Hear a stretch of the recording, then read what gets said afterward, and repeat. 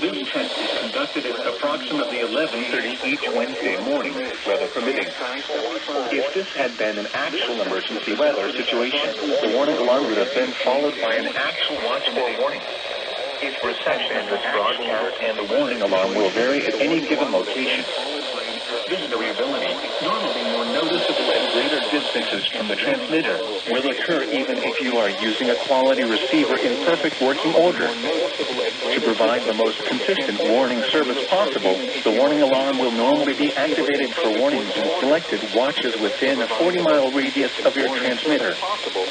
This area includes the following counties in the Cleveland listening area: Banks, Barrow, Cherokee, Clark, Dawson, Forsyth, Franklin, Gwinnett, Habersham, Hall, Hart, Jackson, Murphy, Madison, Oconee, Pickens, Stevens, Walton, and Raleigh.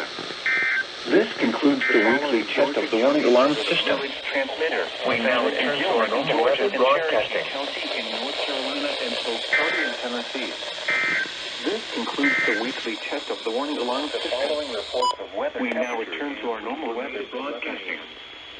At Gainesville, it was sunny. Visibility 10 miles. Here is the official forecast from your National Weather Service for the north, and the pressure was 30.